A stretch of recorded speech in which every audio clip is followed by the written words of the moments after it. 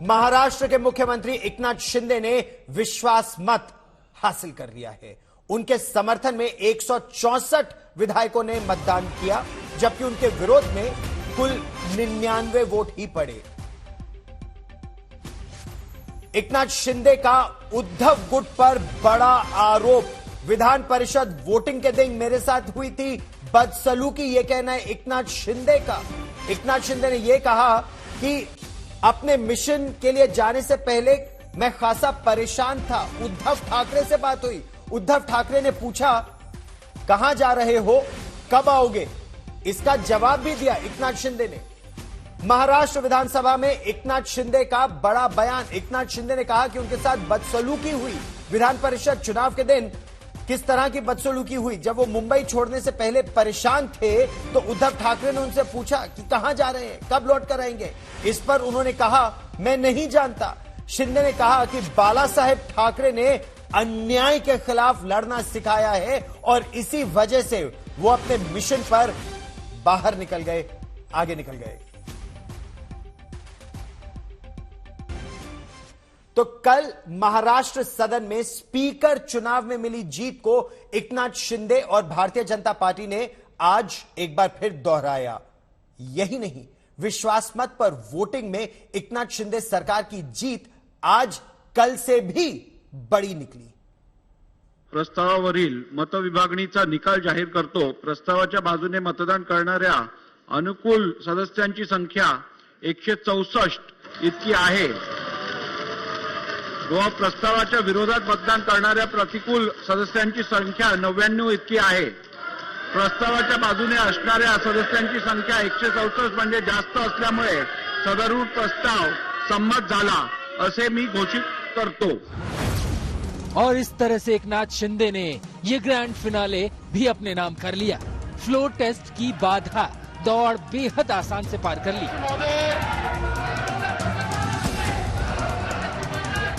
शिंदे के पास अब सदन के फ्लोर पर हुए टेस्ट में 164 विधायकों का ठोस समर्थन हासिल है। विश्वास मत पर जीत के बाद शिंदे का आत्मविश्वास 7वें आसमान पर है। रत्नाकर माणिकराव गुट्टे 164। जय भगवान बाबा। श्री एकनाथरावजी शिंदे यांच्यावर प्रचंड मोठा विश्वास व्यक्त केला, म्हणून मी माननीय एकनाथरावजी शिंदे यांचं मनापासून अभिनंदन करतो। 2 दिनों के भीतर शिंदे ने 2 बड़े इम्तिहान पास कर लिए। स्पीकर का चुनाव 107 के मुकाबले 164 वोट से जीता। विश्वास मत पर वोटिंग 99 के मुकाबले 164 वोट से जीत हासिल की। लेकिन ये लड़ाई यहीं खत्म नहीं होती है। सरकार के गठन के बाद शिंदे का अगला लक्ष्य शिवसेना पर वर्चस्व बनाने की होगी, यानी कि उद्धव के लिए मुश्किलों का दौर खत्म नहीं होने जा रहा है। उन्हें लंबी लड़ाई के लिए तैयार रहना चाहिए। एमएलए या एमपी टूटने से पार्टी नहीं टूटती। हमारी पार्टी केडर बेस पार्टी है, कार्यकर्ताओं की पार्टी है, जमीन की पार्टी है। ये लोग जाते हैं, नए लोग चुनकर आते हैं, पहले भी हुआ है, हर पार्टी में होता है। तो हमें चिंता की कोई जरूरत नहीं। हम वापस लोगों के साथ जाएंगे, पब्लिक में जाएंगे, चुनाव लड़ेंगे, वापस जीत कर आएंगे। जब ये लोग गए हैं, उनका जितना मुश्किल है। शिंदे खेमा शिवसेना पर कब्जे के लिए कदम बढ़ाने शुरू कर चुका है। चीफ व्हिप ने उद्धव समर्थक विधायकों को व्हिप जारी कर उनकी सदस्यता खत्म करने की बुनियाद रख दी है। स्पीकर के दफ्तर से कभी भी एक्शन का फैसला आ सकता है और उद्धव के लिए 11 जुलाई से पहले तमाम रास्ते बंद है। बीजेपी के चीफ व्हिप के व्हिप को चुनौती देने उद्धव खेमा एक बार फिर सुप्रीम कोर्ट तक पहुंचा, लेकिन एक बार फिर निराशा हाथ लगी। सुप्रीम कोर्ट ने साफ कर दिया कि सभी मामलों की एक साथ 11 जुलाई को सुनवाई होगी, यानी तब तक उद्धव ठाकरे के पास इंतजार करने के अलावा कोई रास्ता नहीं बचा है। विद्या के साथ सौरव अख्तानिया, मुंबई, आज तक।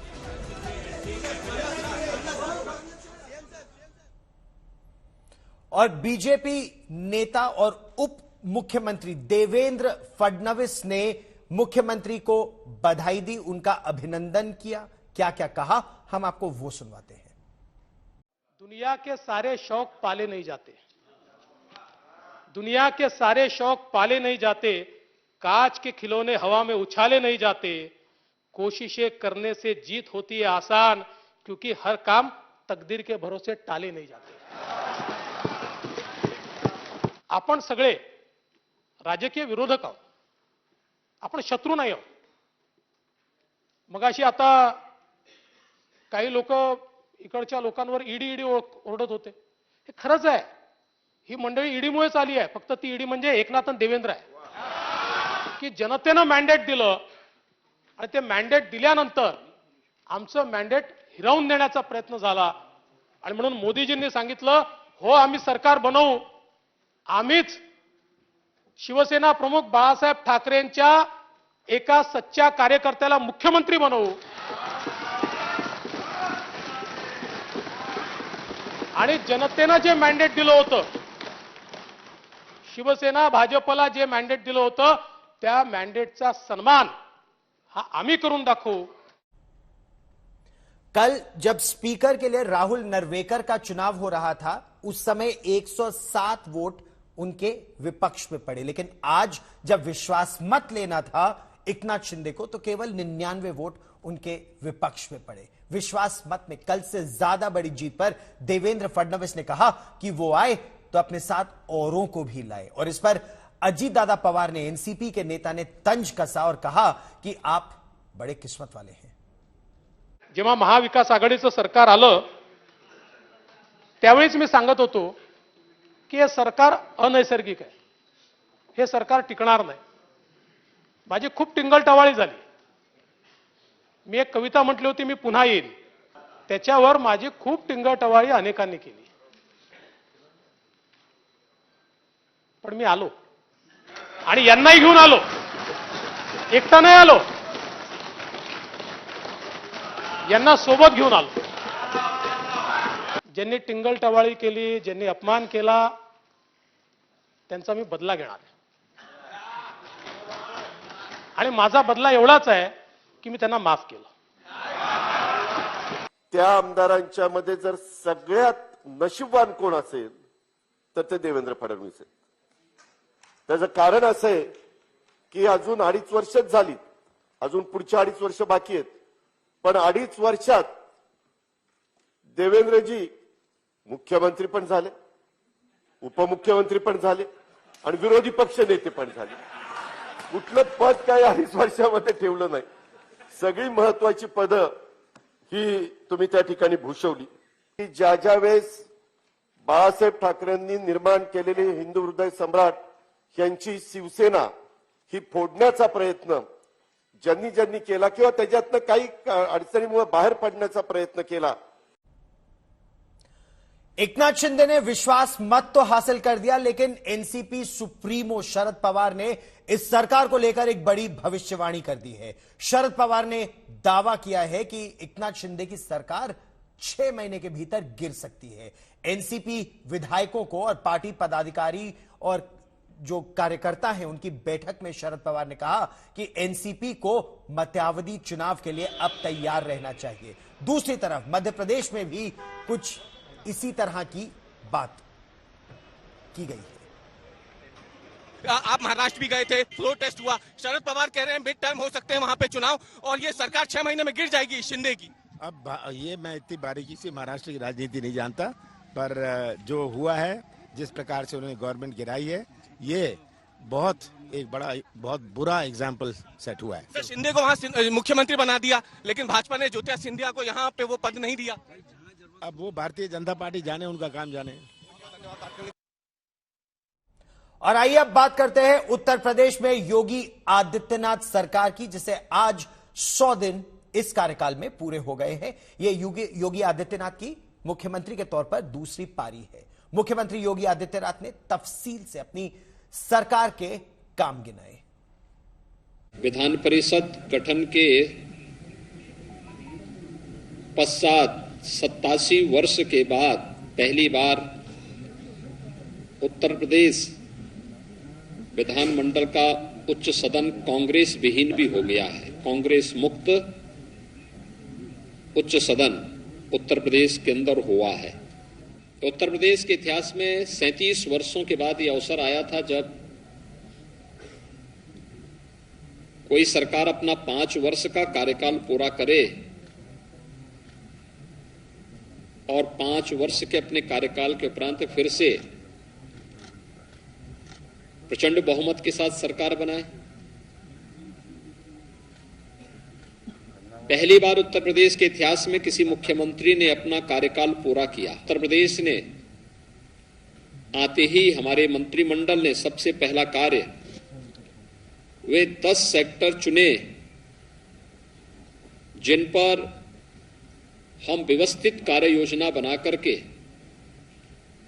उत्तर प्रदेश की अर्थव्यवस्था के उस प्रेजेंटेशन को $1 ट्रिलियन तक पहुंचाने की इस कार्य योजना को हम आगे बढ़ा सके। और इस वक्त की बड़ी खबर, सिद्धू मूसेवाला मर्डर में शूटर को गिरफ्तार कर लिया है। शूटर अंकित सिरसा महज 19 वर्ष का है। ये तस्वीरें देखिए, पुलिस के मुताबिक यही शूटर है और इसने कैसे गोलियों से न केवल अपना नाम बल्कि सिद्धू मूसेवाले का नाम भी गोलियों से लिखा। ये उसका पहला मर्डर है। पुलिस के मुताबिक 7 जून तक जो दोनों कातिल है, पुलिस के मुताबिक ये दोनों कातिल गुजरात में छिपे रहे। मर्डर से पहले इन दोनों ने बाकायदा एक वीडियो बनाया। अंकित महज 9वीं क्लास पास है। 4 महीने पहले उसने इस गैंग को ज्वाइन किया था। हथियारों के साथ अंकित और सचिन दोनों के कई फोटो इस समय वायरल हो रहे हैं। अंकित सिरसा ने दोनों हाथों से गोलियां चलाई। प्रियव्रत फौजी और अंकित दोनों पंजाब पुलिस की वर्दी में थे ताकि अगर कभी जरूरत पड़े तो भागने में मदद मिल सके। यह कहना है दिल्ली पुलिस का। दिल्ली पुलिस ने इस पर विस्तार से अभी जांच भी की, एक प्रेस कॉन्फ्रेंस भी की। दिल्ली पुलिस की 6 टीमें इस समय लगी थी जो शूटरों की तलाश में थी।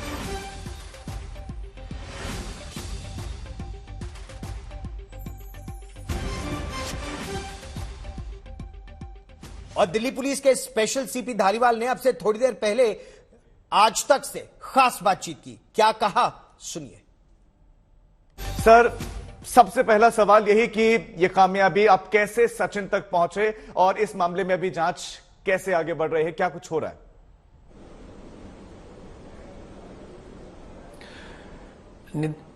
स्पेशल सेल जैसा आपको पता है कि लगातार बड़े केसेस पे काम करता रहता है और 19 जून को हमें पहला ब्रेक थ्रू मिला था जब हमने जो 2 मेन शूटर थे और बोलेरो मॉड्यूल का हेड था प्रियव्रत फौजी, उसको पकड़ा था। जब प्रियव्रत फौजी पकड़ा तो उसके साथ ही कशिश एलियस कुलदीप जो बोलेरो चला रहा था उसको पकड़ा। जो केशव जिसने सारी रैकीज करी थी शूटर्स के साथ मिलके और जिसने वारदात के बाद 4 शूटर्स को रिसीव किया, उनको ट्रांसपोर्ट किया, उसको पकड़ा। तो इनको पकड़ने से तमाम बातें सामने आई थी। जो प्रियव्रत फौजी था इसने बताया कि बोलेरो मॉड्यूल को ये हेड कर रहा था।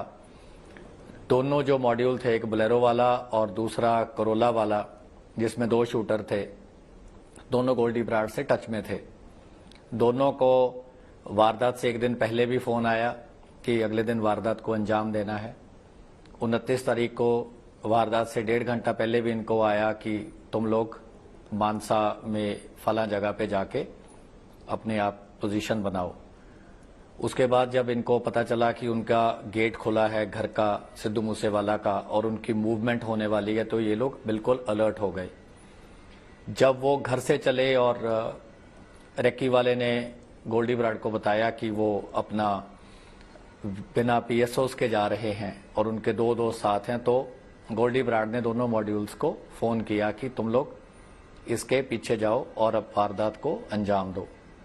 उसके बाद का सीक्वेंस सारा पब्लिक डोमेन में है ही जी, कि कैसे करोला ने ओवरटेक किया, थार को ओवरटेक करते हुए उन्होंने बर्स्ट फायर किया। बर्स्ट फायर में सिद्धू मूसेवाला की भी गोलियां लगी, उनके गाड़ी के टायर भी बर्स्ट हो गए, थार वहीं रुक गई। तो करोला थोड़ी देर जाके आगे रुकी और बोलेरो जो पीछे टेल कर रही थी उसने भी थार को ओवरटेक कर लिया। तो पहले जो AK-47 वाला था बानू, वो सबसे पहले था उतरने में, क्योंकि वो गाड़ी उनकी आगे थी। उसके बाद ये चारों बोलेरो वाले उतर गए और करोला ने आगे, रूपा ने यू टर्न करके करोला को वापस लाया। वापस लाते हुए उसकी गाड़ी थोड़ी टकरा गई बोलेरो के साथ। 6 के 6 ने रूपा ने एंड में फायरिंग करी। तो जो अंकित सिरसा था, ये सबसे यंगेस्ट था, डेस्परेट भी काफी है ये। इसने दोनों हाथों से गोलियां चलाई, जितना इसको ध्यान है इसने 14 से 15 गोलियां मौके पे चलाई। एक वेपन इसका थोड़ा एंड में जैम हो गया था, इसलिए ये रुक गया। अमरावती और उदयपुर, इन दो शहरों में हुई हत्याओं ने पूरे देश को स्तब्ध कर दिया है। धर्म की आड़ में किए जा रहे कत्ल के खिलाफ आज कई शहरों में बंद रखा गया, प्रदर्शन किया गया और मांग की गई कि हत्यारों को फांसी की सजा दी जाए।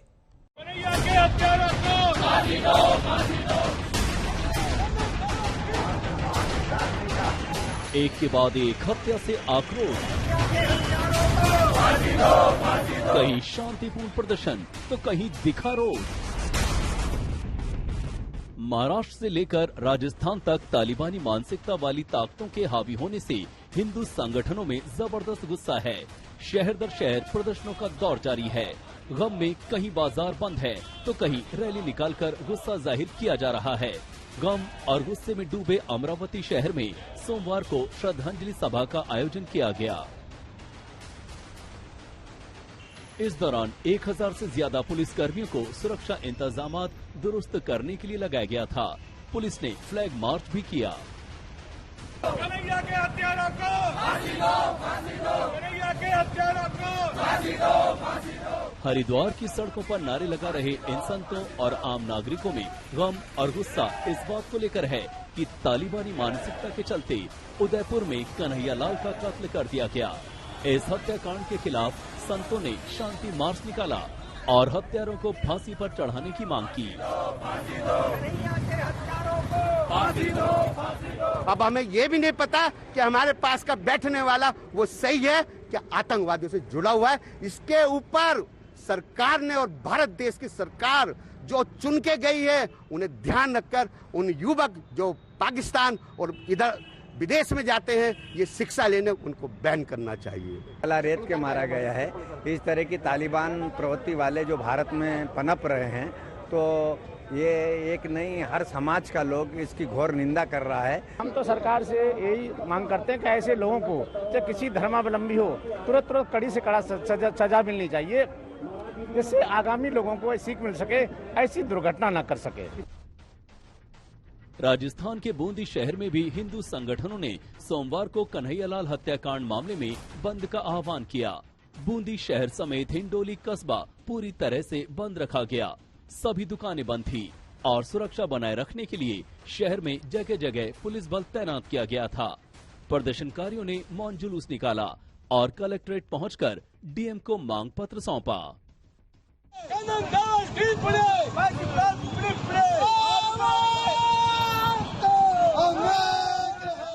कर्नाटक के बेल्लारी में भी सोमवार को बाजार बंद रखे गए। प्रदर्शनकारियों ने उदयपुर हत्याकांड के खिलाफ एक बाइक रैली निकाली। रैली में शामिल प्रदर्शनकारी हत्याकांड के खिलाफ नारेबाजी कर रहे थे। बाद में उन्होंने पुतला भी फूंका। इस दौरान प्रदर्शनकारियों और पुलिस के बीच नोकझोंक भी हुई। अमरावती से धनंजय, बूंदी से भवानी सिंह और बेल्लारी से कार्तिक के साथ आज तक ब्यूरो। नमस्कार, अब बात करेंगे हम अमरावती की। जान से मारने की न केवल धमकी, बल्कि जान से मार भी दिया।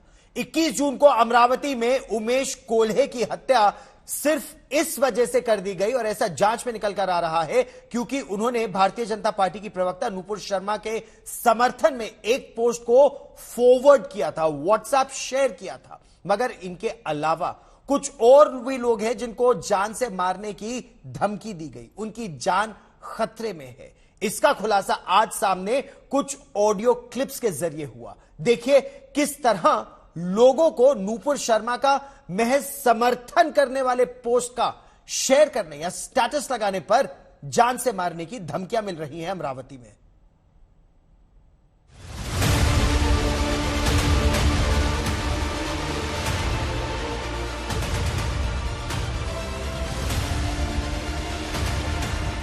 नुपुर शर्मा के समर्थन में पोस्ट को फॉरवर्ड करने वाले उमेश कोल्हे को अमरावती में उनके दोस्त ने ही मौत के घाट उतार दिया।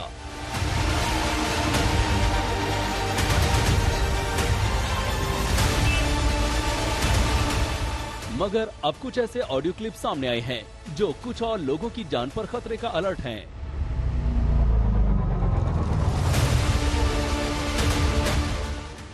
आज तक के पास ऐसी ऑडियो क्लिप मौजूद है जिसमें नुपुर शर्मा के समर्थन में स्टेटस लगाने वाले को धमकाया जा रहा है। सुनिए कैसे खुद को रहबर हेल्पलाइन का सदस्य बताने वाला शख्स उस आदमी को धमकी दे रहा है जिसने नुपुर के समर्थन वाला स्टेटस लगाया था। राजीव मिर्जा बात कर रहा हूँ सर, रहबर हेल्पलाइन अमरावती से। हाँ सर आपका एक स्टेटस वायरल हो रहा था, सपोर्ट नुपुर शर्मा करके। हाँ तो सर उसकी वजह जान सकता हूँ? नहीं, वजह कुछ नहीं है। नहीं, अच्छा लगा बोला आप सपोर्ट कर रहे हैं सर नुपुर शर्मा को। आज पूरा देश उसके खिलाफ बात कर रहा है। उसने मुसलमानों के खिलाफ में बात करी, हमारे नबी की शान में गुस्ताखी करी। तो सर मेरे लिए तो सारे लोग सरीके हैं भैया। नहीं तो सर आपके लिए सारे लोग सरीके, हम आपको पहचानते हैं और आप भी हमको बहुत अच्छी तरह से पहचानते हैं अल्हम्दुलिल्लाह। लेकिन आपने ऐसा स्टेटस रखे तो हमको खराब लगा ना। खराब लग रहा है?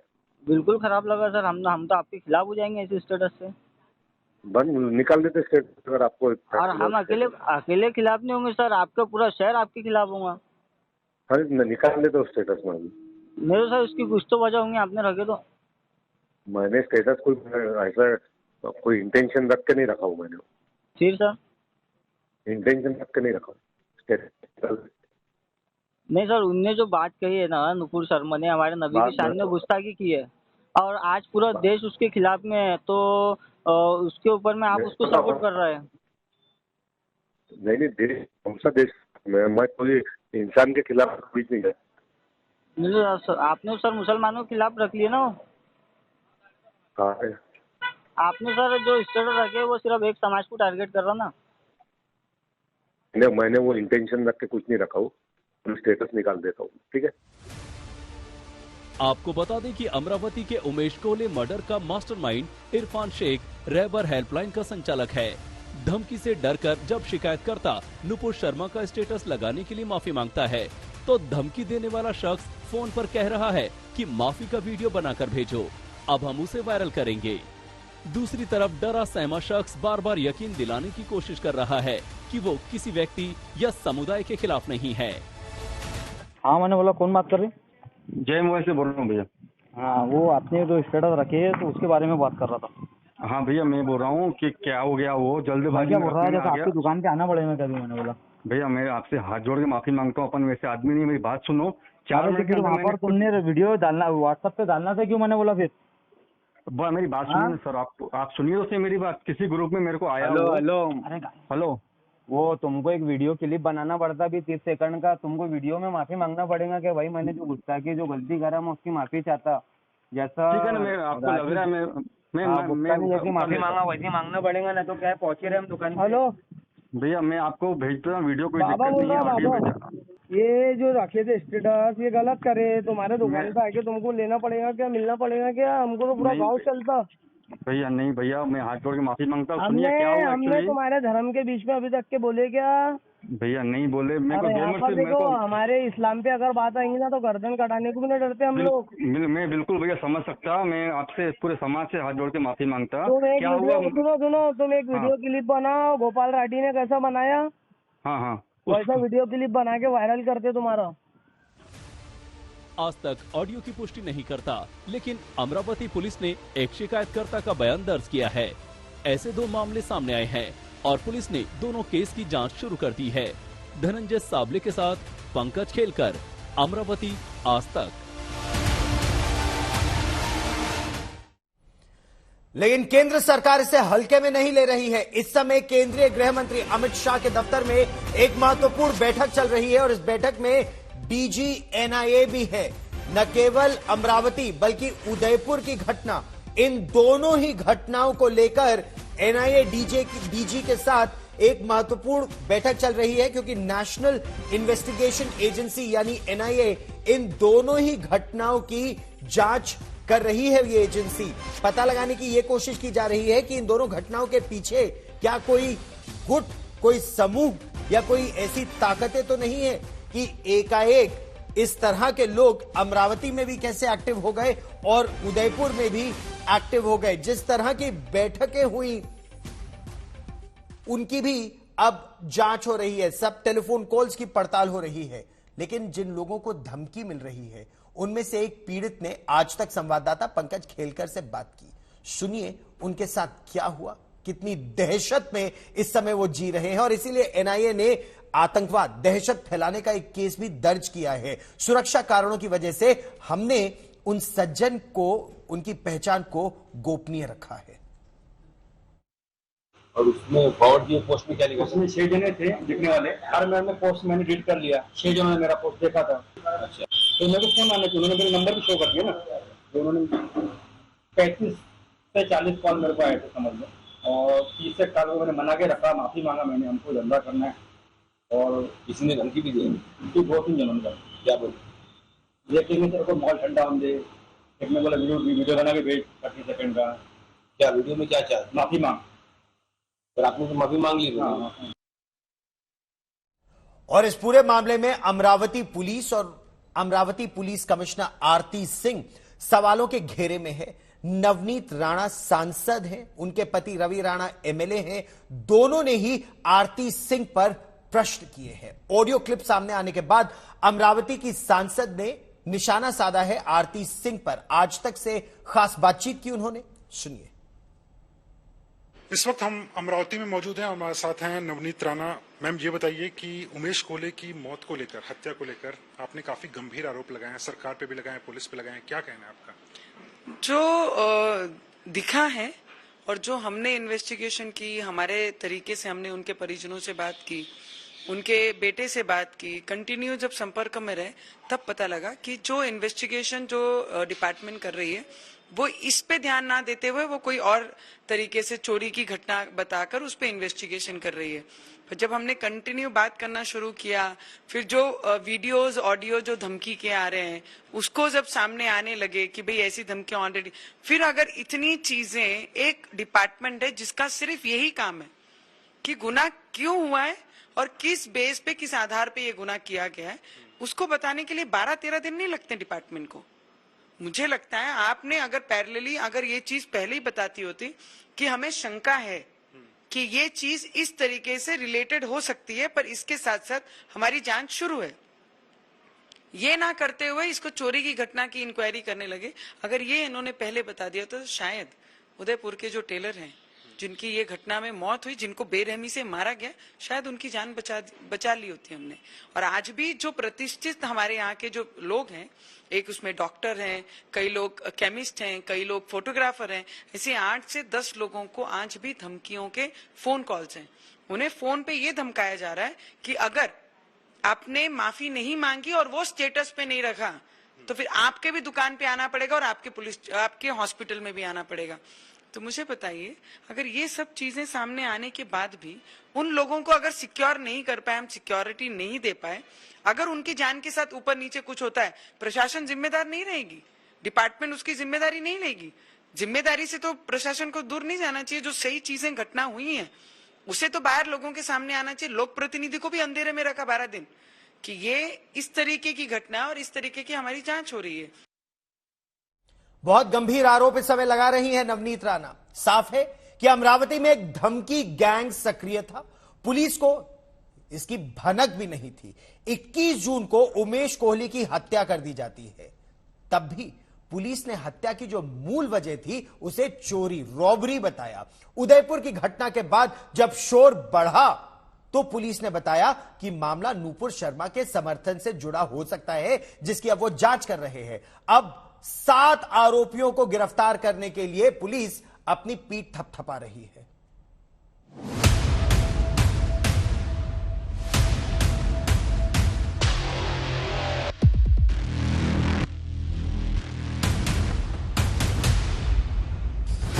इससे पहले अमरावती के पूरे सच को बेपर्दा करें।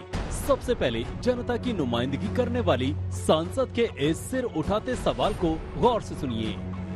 यहाँ बाहर आके इस पे चर्चा करनी शुरू की, जब लेकर हमारा एनआईए को गया, सीबीआई को गया, गृह मंत्री जी को गया, तब जाके आज कमिश्नर ऑफ पुलिस इस पे बाहर निकल के कहती है कि ये सिमिलर घटना है, ऐसा हमारे जांच में दिखाई दे रहा है। पर अब तक इस पे ये चीजें क्यों बाहर नहीं लाई गई? क्योंकि अब तक जो सरकार थी उनके निर्देशों का पालन इस कमिश्नर ऑफ पुलिस कर रही थी, इसलिए अभी तक उनका जो 6th जो एक्यूज था जिन्होंने ये क्राइम किया उन्हें अब जाके पकड़ा गया। पहले क्यों इसकी जांच नहीं की गई? इस पे चर्चा क्यों नहीं की गई? इस पे क्यों ऐसी बात नहीं की गई लोगों के सामने कि ये सेम घटना जो उदयपुर में हुई है, ये सेम घटना रिलेट करती है। सांसद के सिर उठाते सवाल यूं ही हवा में नहीं तैर रहे, बल्कि इसकी एक मजबूत जमीन भी है। आप जरा इन 7 चेहरों पर नजर दौड़ाइए। इरफान शेख, यूसुफ खान, मुदस्सिर, शाहरुख पठान, अब्दुल तौफीक, शुएब खान, आतिफ रशीद। ये सिर्फ 7 चेहरे नहीं हैं, बल्कि ये अमरावती में कत्ल की साजिश के 7 चेहरे हैं जो अभी तक नकाब में छुपे हुए थे, मगर उदयपुर की घटना के सामने आने के बाद बेपर्दा हो गए। 21 जून को केमिस्ट उमेश कोले की हत्या हुई, लेकिन इसका खुलासा वारदात के 10 दिन बाद हुआ। लिहाजा सवालों के घेरे ने खुद अमरावती पुलिस को ही घेर लिया। सर मुझे बताइए कि ये मामले में किस तरह का तफ्तीश करके बाद में क्या मामला सामने आया? अभी तक उमेश कोल्ले मर्डर केस में हमने 6 आरोपियों को अरेस्ट किया है। वो सब एंगल से हमने उसका इन्वेस्टिगेशन किया, तो प्राइमा फेसी जो उमेश कोल्ले जी ने नुपुर शर्मा के सपोर्ट में जो पोस्ट की थी सोशल मीडिया पे, उसकी वजह से ही ये क्राइम घटा है। हाथ में हथकड़ी, चेहरे पर नकाब। बेशक पुलिस ने इनके चेहरों को नकाब से ढक दिया, मगर इनकी करतूतों पर पर्दा पड़ा नहीं रह सका। इन आरोपियों में एक आरोपी केमिस्ट उमेश कोले की हत्या को अंजाम देने के लिए पूरी साजिश रचने वाला डॉक्टर है। नाम है डॉक्टर यूसुफ खान उर्फ बहादुर खान। डॉक्टर यूसुफ खान उर्फ बहादुर खान, उम्र 44 साल, पेशा वेटनरी डॉक्टर। आरोप उमेश कोले मर्डर में शामिल। डॉक्टर यूसुफ खान इस साजिश के चेहरे और मोहरे में न सिर्फ सबसे ज्यादा पढ़ा लिखा शख्स है, बल्कि सबसे उम्रदराज भी। उसका काम वायरल मैसेजेस पर नजर रखने का था। इस तस्वीर को गौर से देखिए। अमरावती के उमेश कोले मर्डर केस में पुलिस के हत्थे चढ़ा ये 7वां आरोपी है। पुलिस ने इसे नागपुर से गिरफ्तार किया है। पुलिस के मुताबिक पुलिस के हत्थे चढ़ा ये 7वां आरोपी ही हत्याकांड का मास्टरमाइंड है। नाम इरफान शेख, उम्र 35 साल, पेशा एनजी चलाता है। आरोप हत्या की साजिश रची। आरोप है कि इरफान ने ही उमेश कोले की हत्या के लिए दूसरे आरोपियों को उकसाया। अमरावती के मीला ग्राउंड पठान चौक में रहने वाले इरफान शेख ने मर्डर की साजिश अंजाम देने के लिए लॉजिस्टिक सपोर्ट और पैसा मुहैया कराया। मर्डर के लिए उसने कुछ दिहाड़ी मजदूरों को पैसा देकर तैयार किया था। मजहबी कट्टरपन ने न सिर्फ इंसानियत की हत्या कर दी, बल्कि दोस्ती के दामन पर भी बेवफाई का दाग लगा दिया। अब कानून इस पशु डॉक्टर की उस बीमारी का इलाज करेगा जिसके असर में आकर उसने अपने ही दोस्त को मौत के घाट उतरवा दिया। धनंजय साबले के साथ पंकज खेलकर, अमरावती, आज तक। और अभी एक बड़ी खबर आ रही है। प्रधानमंत्री नरेंद्र मोदी की सुरक्षा में सेंध विजयवाड़ा में जो लगी थी, उस संदर्भ में 3 लोगों को हिरासत में लिया गया है। पीएम की सुरक्षा में सेंधमारी में 3 गिरफ्तार। काले गुब्बारे उड़ाने का आरोप इन तीनों पर लगा है। विजयवाड़ा दौरे के दौरान उड़ाए थे काले गुब्बारे। कहा जा रहा है कि एक कांग्रेस पार्टी के कार्यकर्ता है। ये तस्वीरें आप देख रहे हैं। प्रधानमंत्री की सुरक्षा में सेंधमारी में 3 लोगों को हिरासत में लिया गया है, गिरफ्तार किया गया है। ये कांग्रेस पार्टी के कार्यकर्ता है। विजयवाड़ा दौरे के दौरान प्रधानमंत्री नरेंद्र मोदी की यात्रा के दौरान इन्होंने काले गुब्बारे वहां पर उड़ाए थे। ये तस्वीरें आप देख रहे हैं। ये तस्वीरें वायरल हुई थी उस समय। और इस सेंधमारी के सिलसिले में 3 लोगों को अब हिरासत में ले लिया गया है। और ये उस समय की तस्वीरें हम आपको दिखा रहे हैं। प्रधानमंत्री नरेंद्र मोदी जब विजयवाड़ा जा रहे थे, तब उनकी सुरक्षा में सेंध का आरोप लगा था। ये आप देख रहे हैं तस्वीरें उस समय की वायरल हुई थी। ये तस्वीरें इन्होंने मोबाइल फोन पर बाकायदा कैद की थी। ये तस्वीरें उस समय काले गुब्बारे उड़ाकर अपना विरोध जाहिर कर रहे थे। और मेरे सहयोगी अब्दुल बशीर हमारे साथ जुड़ रहे हैं ज्यादा जानकारी के साथ। अब्दुल, और क्या बता पाएंगे इन तीनों कार्यकर्ताओं के बारे में जिन्हें हिरासत में लिया गया है? हाँ, देखिए, जो राजीव है ये कांग्रेस के एक्टिविस्ट है, लीडर हैं, जिनको हिरासत में लिया गया है। आज इन्होंने एक प्रोटेस्ट प्लान किया था जब प्रधानमंत्री नरेंद्र मोदी जी आंध्र प्रदेश में विजयवाड़ा एयरपोर्ट पर लैंड किए थे। भीमावरम में उनका प्रोग्राम था। अल्लूरी सीतारामराजू का एक बड़ा सा स्टैच्यू का उद्घाटन था जिनमें वो हिस्सा लेने वाले थे। जब ये प्रधानमंत्री नरेंद्र मोदी विजयवाड़ा पहुंचे तो वहां से लगभग 2 से 4 किलोमीटर की दूरी पर कांग्रेस लीडर ने एक अंडर कंस्ट्रक्शन बिल्डिंग से काले बलून 3 सेट्स ऑफ काले बलून छोड़े हैं हवा में, जिसको पीएम मोदी की सिक्योरिटी ब्रीच के तौर पर केस रजिस्टर किया गया है और 3 लोगों को हिरासत में लिया गया है। और इसके साथ ही एक और प्रोटेस्ट हुआ था। जो शंकरा पद्मश्री जो कांग्रेस कमेटी के मेंबर है, उन्होंने एयरपोर्ट से 2 किलोमीटर दूरी पर यही प्ले कार्ड और बैलून्स लेकर प्रोटेस्ट करने की कोशिश की, जिसके बाद पुलिस ने उनके बैलून्स को हाथ में ही बर्स्ट कर दिया और उनको इमीडिएटली डिटेन कर लिया। तो इसको लेकर अभी और 3 लोगों की गिरफ्तारी हुई है और इन्वेस्टिगेशन अभी जारी है और कुछ लोगों को अरेस्ट करने की अब्दुल, इस जानकारी के लिए बहुत बहुत धन्यवाद।